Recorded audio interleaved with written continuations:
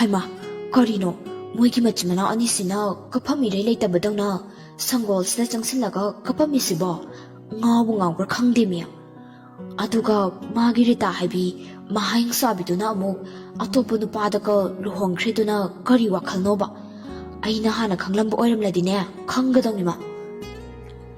Tombinawdu murum murum soladuna koraugi machin manawna leiriba adomda lai.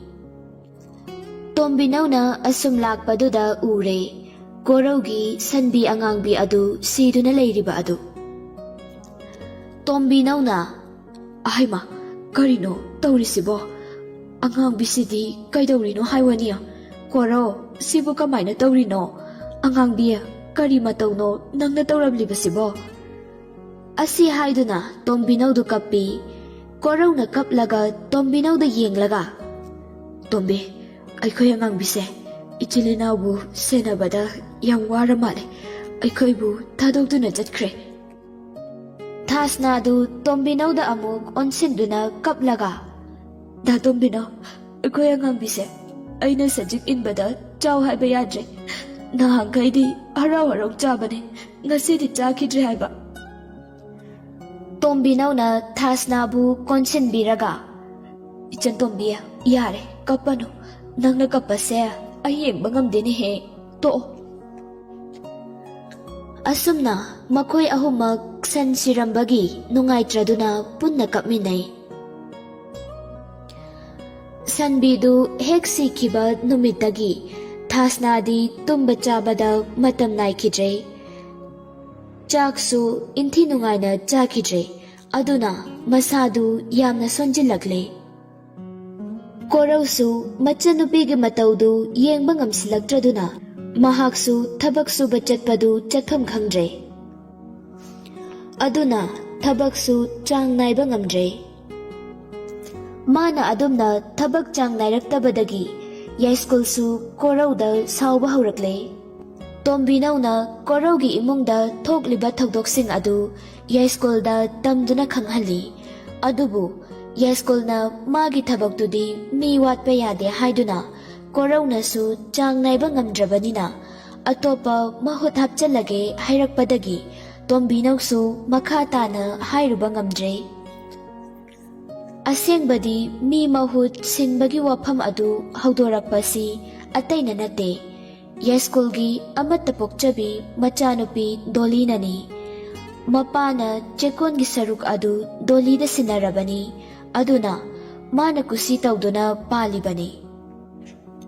Nong makorawna matam khara lepluraba matungda thabak suba haigalakpada swamisu thabak sufamgi gate aduda check lawgadaba mi amaga wari saduna leirami. Korawna Iyamba, udaba kuire, nanaw amuk lakjare. Swamina amukta ngaiko haibagi maongda makuto khatlaga maga wari sariba nupaduga ngaihag wari tawduna lay. Aduga nupa adu thadokraba matungda korauda amuk onsillaga. Haima, korau, iyambasu nangudaba kuire na hairamlibani. Nungairibo nangbo? Korauna noklaga. Khangdrada yamba nungai haidira nungaite haidira aigi punsise adum nungairi haijarage. Swamina nangbu handak asukoina thabak lepisibu kaidawba yaururagene. Korauna iyamba farak amatadana tawbane sidagidi leparoida mibu thabak suba haunakraba. Swamina nungaitana korauda yenglaga. Korau Nang saudi saurano, nangi mahuta atopa mi ama oina hapkrene. Korauna tapna, iyamba. Aikhoy sarnadi tawnu na kannadi khamjabane. Adubu machanupi Dolidunane, nangna thabak laktabagi khudong chabasi lawraga mamanabigi mapa ama oina hapchinkre. Sigi chekonsisu mano oina pairabane. Mana hek paiba numitudagi iyambasu sinbi oina thabak suba adum haure. Korauna iyamba aigi mafam atopana sinkrasu atay atopada oina sujabadi yararoidra. Nanawgise upay ama laimandabadagi tawrabani. iyambana mukta yanaba sinbiyuba. Swamina, Korau, nangi wajaribado iyambasu khangine. Adubu haujikti iyambagi hak mafamsida leitre. Uredana, nakhoi mayambu kupna senaduna leiramba ai fauba hek lebargi thakta thangat piribase. Taradi sauni, pura hingchabigi angangni. Haineringai tanja aduda Dolly, magi I-20 du thaujilai. Aduga, Korauga Swamigana lepliba aduda horndu pot khongjeli. Korau, makoktu khudaiduna thuna kupchili. Swamina, lakula etu, ai hafitangdi hairaga yengbige. Swamina ka changlakpa nangdringai kargi thongnaudagi makoktu lithoraklaga Dollyna laurai. Karino, aduda tawridubo, thabak sugedi haidadana getu sasat hangune. Swamina Dollygi manakta changsillaktuna tapna. Ibema, kainomta haijageba. Dollyna, kaino yamba sasa haibiyo. Ai matamang hanbada yamna pamujaba mini. Swamina, hoi, ado asida lepliba nupa machasini. Ibema na magi mahuta atopa ama oina hapchinbikhabado. Dollyna, adu kaidawre haibano yamba. Adu ibema, yaradi trikonsida magi thabak sunaba amata ibema na pibiyuna. Yamnasu wajaraba ngangi, subanombasu yamna kanjabani. Dolly, mi ushitaba maongda haifet noklaga Korauda munna yengi. Koraudi mamaidu nontaduna adum leiri. Dollyna, mana suba yaba thabak mafamsida leite. Masana thabak changnaidradi thabak tukchaba tabane. Matam mangnabanida. Iyambasu thabak subiyuro. Matam yamna manghanbirano. Asi hairamlaga garidu kanna ngangkhattuna thaujilai. Aduga Korauna lepliba mapa aduda leiba ising khara thumba kongkuttuda thaudaduna fattaba lainang mayam adu Koraugi masada loina kapsili. Koraudi karisu haidana tuminna aduma leptuna lei. Dollyna garidu amu khamlaga lupa chama chatpi ama lakthoraklaga Korauda langsili aduga. Oi, aduna ne tarapiba sarab ama leiragane. Laikom taiba frito sudo. Aduga arembaduna yu thakera kaidogege amatau ko. Asumna usitana hairamlaga garidu manungda amuk thaujinkre. Swami Koraugi manakta chensillaklaga. Ibungo, hendi henmalabane magi mawngse. Ai sarda fajana wari sage. Aduga thabakse toklabasu tokani. Nangsu tahauribadune. Mana hojik hairamliba mayamdo iyambasu nungaite nangi khanbada adubu karidu paile nangsu ngalingai sidane kari no thabak aphangba khara tahongnaba tawruro. Korauna pabunge school dagati haibirunu da yamba ikaje phare adudi nanawa mu chacharage. Koraudu phuritta tairiba Dollygi garina kapsilamba leikhomsing adu magi khudai aduna taithok tuna chatkre.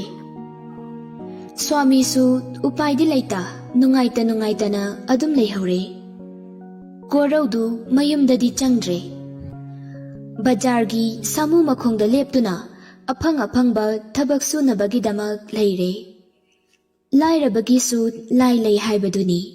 Kaithel phambi ahal singna Koraubu masamau phai haiduna Makhoigi potchaising adu thangtok thangjin tawhanbiduna magi awaman khara pibire. Korausu asumna tawrapa numit masing yamsilakle. Nongmana thela amuk thawni, nongmana kaithelgi potchai hongani, nongmana migi mayumda thabak suba amuk chatkani. Magi thabaksi simani haiba arepa ama leite. Korau magi thabak loiraduna numidang mayumda halakpada machanupidu mangolda angaubigum leptuna leirami. Nahan makhaidi mabungbu halakpa ubada harauna chensinjaduna mabungda oinajabani adubu makhoigi sanbiduna hek leikhidaba matamdudagi thasna asumna leiraklibani. Thabak wana halakpada machanupigi momo nokpa maithongbu ujaraga awaba pumba kaujaramba adu hojikti machanupigi nungaitana leiramba fibam adu ubada korau masana khangna khangna khom thangjiliba lambi du fawba lamaknabagum tawrakle korau na tapna ichantombi tacho hale thasna mabungna kauriba adu khumde mana thokpa ama hairai aigi angangbi karam kanda lakane karam kanda purakadoino tacho korau na machanupibu pamkhatlaga ichantombi tacho na aikhoigi angangbido soidana purakaniye lao lao imongda changlase thasna na purake haraga sumpu purakte tacho nang yam phatte korau na soidana purakaniye ichantombigi tacho na angangbido soidana pigani adudi tacho chak thongokige aduga punna chasiko thasna adu handak mukti khumlakhidre korau machanupigi matau adu yengba ngamdraduna lona kapchari machanupina asumna asum leirakpa asida anabo olakadra khanbada korau tumle tumpham khangdre thabak sure supham khangdaba haibadu oire mani yumda lengdana machanupibu senaduna leigadabadusu mana sudrabadi karamna imung pugani korau tawfam ama ikhang khangjade ayuk mana thabak chalamdaida machanupi thasnabu school thinbiba oina machanupida hairami ichantombe hayengdi yausangni nangi kari firol laibiu haino oren tachona halakpadane kaithela chawbadagi tachona laibiraktoini thasnana aikhoigi sanbi angangbudu oina laibiu korau machanupigi wahaiduda paukhum pifam khangdraduna tumina ngaihak lei aduga machanupigi harau janabani haiduna hoi horendi ichantombigi angangbido soidina leirage thasna harauna noklaga aya asengbairo tacho promise korona promise thasna du harauna nokchai korau machanupina harauna nokchaba adu ubada kayada thamoi penjariba asumna asum lakpaduna school yauraduna machanupibu school da thinbiramlaga korau su magi thabak suba bajar da haigalakle bajar yauraduna thabak ngaiba oina asum lambi mapanda leptuna leiringai car ama korau gi mamangda khamlai aduga nupa ama kumtharaktuna yumda thabak khara sunabagi chatpa yadoi natro korau na harauna au yani tamo aigidi laibak yam phabane nupa aduna adudi gari sida hekta kakhatpiro chatnaba tawrase korau gari duda kakhatle aduga nupa dugi mayumda lakle nupa du atai kanas nate Rita gi mapuroiba Roshan ni mayum yauraduna Roshan na gari dagi kumtharaklaga gate tu hanglure aduga amu gari da kakhatuna sumang phauba thaujilai Roshan na korauda kumthabiro aduga thabak singdo haijarage korauna hoi yani ai kumthajaraklage asumna korau gari dagi kumtharai aduga yumda haifet chaurakna koina leiduna yengi mapukningda khalli adumdi nungai faba imung oibajani Roshanna marup sangoida leiriba singse hana amta khaidokpiro aduga mo toilet ka washroom ga su khara sengbiramo kusuman matik chana adum pijageda korauna hoi yani ai adum loina tawjage korau sangoida changduna makokta khudaiduna sinba thungna yechillaga singjang paiduna singdu khaiba haurai asum khairakpaduna sing adu khaidaba saruk yausilaktre loina loisilakle korau masadu sing khairubagi wamanduna ising khara thakke haiduna sumangdagi imungda leiba mi ama hekta tanaba kaurai Tamo, tamo, tabibro, yaradi ising kita thakjageba. Mapanda kauriba adu taraduna, TV yengduna lairambadagi, Rita thokitawi, adubu Roshan na khami. Yare, nang adum yengjaro, ayoina thorage. Asi haiduna, Roshan oina thoglakduna. O, maru, kariwale. Korauna, tamo, ising thaknaba kita pibigera, singsu khaibeloi jare. Roshan na, hoi, yani, pige. Ado, nang sing khaibadu loirabanina, maninglomda adum lakpiro. Ay ising dusu puthok jarage. Korauna, hoi tamo, ay lakjarage. Asumna amuk maninglomda lakduna, washroom toilet tu sengba hawi. Roshan na, ising thaknaba adu korau da piramlaga amuk changkhre. Korau, magi thabak tu makha tana adumak tawhauri. Rita na Roshan da, kaidai mino, nangna thiraga pura isibo. Roshan na noklaga, sana laibhag chawrisidi, aikhoi Manipur se, sigumba thabak si sujage haiba mi kokthong amani leirise. Asibudi samu makhongdagini, thabakbu onthokna fakhrene. Sangoida laiba thangal paphau ngamdaba utup marido pung phade, khaiba loisinkhre. Rita na, o adudi yam kanbagi maunine, haujikna kari suhaliba. Roshan na, haujikna washroom ka toilet ka senghali. Rita na, haujik matamgi misingse aidi yamna ngakpopoe. Piklingaidadi lairik laisu ningthina tamlaktana ngausinnaraga leithouraga haujikna gyan taba sadana lechin senglaga imung thakanena thoklak lesingse. Matu macha leiraba mi kamanbro haujiki nupadu butamo. Roshan na, aigi lengagadi oiramgani. Hera, pakhangnabu sigumba thabakse suba haunadeda, matu macha leiramdau maleba. Korau su magi thabak tu loiraduna amuk kaurai. Tamo, Rita na, asisune pangkaude hekawe, film hak yengbasipau yengum khangdeba. Tamo, nangi mise amuk kaure, handakna kari chage na amuk hairino, amta thoklaga hangbirucho. Roshan thoklaktuna, kaidaurage amo. Korau na, tamo loijare. Roshan na, o phare, adudi nangdi thabakpu onthokna pharine, nupi anganga leirabo nangbo. Korau na noklaga, leijadri dadamo. Roshan na, haujik phawbo, ibungo nang phangni thajadre. Hai, phagi tawbani ko, adudi asom sumanglomda lao, nangi paisa dusu pirage. Korau na, hoi tamo. Korau du sumanglomda thoklaktuna, Roshan na thoklakpa ngairi. Roshan makhuta lupa chonga paiduna thoklai, aduga korau da pi. Korau na tapna.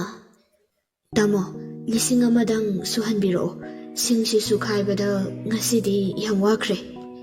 Roshan na, natay mana chonga sidang piyu haibenine. Hoi, leiramu, ay lauthoklukige. Korau, Roshan da noktuna yengduna leihawi. Roshan du imungda amuk hobe changlakpadu ubada Rita na. Kari amuk taurage hobe changlai isina.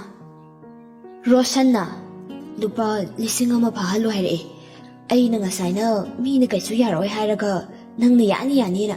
Ay siya mo ko'y chenchel hali nang na. Rita na kara saurak na.